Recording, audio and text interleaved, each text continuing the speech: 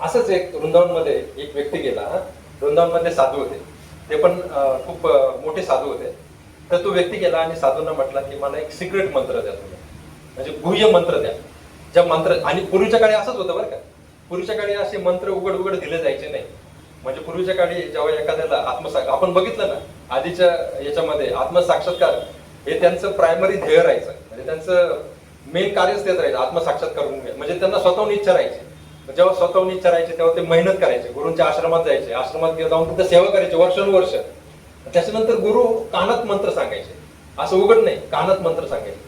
तो मंत्र तो जो व्यक्ती आहे तो मंत्र कोणाला सांगायचा नाही, तो स्वतःच्या उद्धारासाठीच करायचा. अजून पण जो गायत्री मंत्र आहे तुम्ही ऐकला असेल, गायत्री मंत्र हा उघड उघड म्हटला जायला नाही पाहिजे, कारण त्याच्यामध्ये तेवढी शक्ती आहे. ते गायत्री मंत्र आपण उघड उघड बोलू शकत नाही.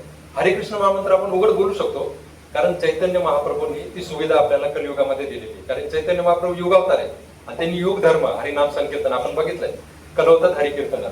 तर ते त्याचं प्रोव्हिजन देण्यासाठी त्यांनी तो दिलाय. तर मग हा जो मंत्र आहे हरिकृष्ण महामंत्र, महाप्रभूंची कृपा आहे. पण या साधूने त्यांच्या कानात सांगितलं, हाच मंत्र सांगितला, हरे कृष्ण कृष्ण कृष्ण हरे हरे, हरे राम राम राम हरे, हाच मंत्र त्यांच्या कानामध्ये सांगितला.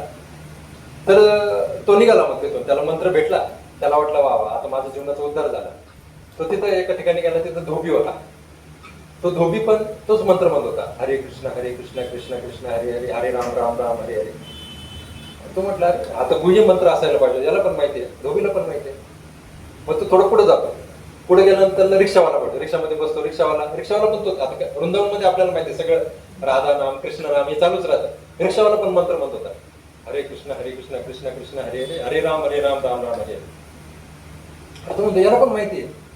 मग तो अजून पुढे जातो, त्या मुली खेळत असतात तिथे, छोट्या छोट्या मुली.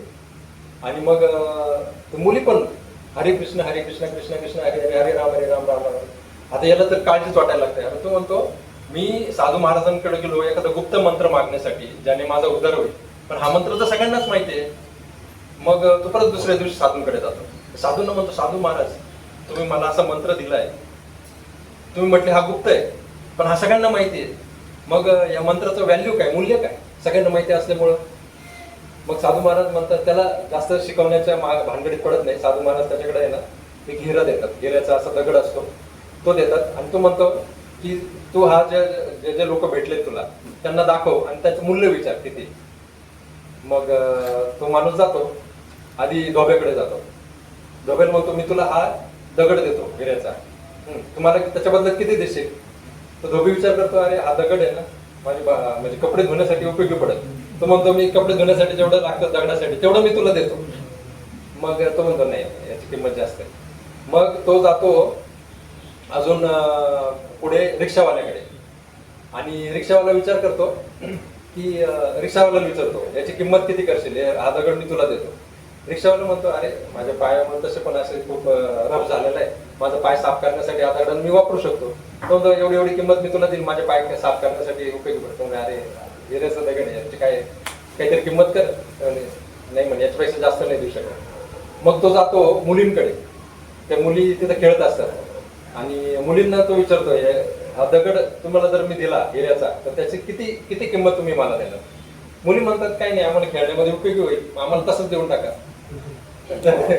तर तो म्हणतो अरे यांना काही किंमतच माहिती. मग तो परत गुरुदेवांकडे जातो, साधू महाराजांकडे जातो. साधू महाराज म्हणतो की मी तुम्ही दिलेला दगड सगळ्यांना दाखवला, पण कोणालाच त्याचं मूल्य माहित नाही. साधू महाराज तेच म्हणतात, हे बघ हरिनाम हरे कृष्ण कृष्ण कृष्ण हरे हरे, हरे राम राम राम हरे हरे हा मंत्र जरी सगळे म्हणत असतील तर सगळ्या लोकांना त्याची किंमत माहिती असेलच असं नाही. त्याच्यामुळे त्याची किंमत मोजायला सगळे लोक तयार होणार नाही, आणि त्याला त्यांची श्रद्धा तेवढी नसल्यामुळं तेवढ्या श्रद्धेने तेवढे ते घेऊ शकणार नाही. आणि त्याच्यामुळं त्याला तिथं कळतं की याची जर किंमत माहिती व्हायची असेल तर मला म्हणजे हिऱ्याकडे जावं लागेल, हिऱ्याचा जो व्यापारी त्याच्याकडे जावं लागेल, त्याच्याकडेच मला ती खरी किंमत कळेल. तसंच आपण जेव्हा हरिनाम घेतोय, आपण म्हणतोय, तर ते हरिनामाचं आपल्याला मूल्य आणि हरिनामाचं महात्म्य हे जर जाणून घ्यायचं असेल तर आपल्याला फक्त समाजामध्येच राहायला पाहिजे. बाकीकडे आपल्याला त्याचा काय म्हणजे गैरवापर झालेला दिसेल. लोक कधी म्हणजे कुत्सितपणे पण घेतात हरे कृष्ण असं, म्हणजे लोक नाव पण ठेवतात अरे हरे कृष्ण हरे कृष्ण असं. तर मग तिथं आपल्याला त्याचे मूल्य कळणार नाही. आपल्याला मूल्य हे भक्तांमध्येच कळेल, कारण भक्ताला त्याची खरी किंमत माहिती झालेली आहे, कारण तो खरा हिऱ्याचा व्यापारी म्हणजे खरा तो भगवंताला नामाला जाणतो तो.